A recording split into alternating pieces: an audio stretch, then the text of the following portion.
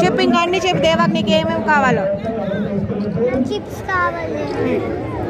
మంచి చదువు మంచి బుద్ధి ఇవ్వని అడగాలి. అల్లరి తగ్గించు, గుడ్ హ్యాబిట్స్ ఇవ్వు, మమ్మీ డాడీని ఎప్పుడు దుఃఖ పెట్టను. చాలా ముందుకెళ్ళి చిన్నపిల్లలు ఉన్నారు, ముందుకెళ్ళండి.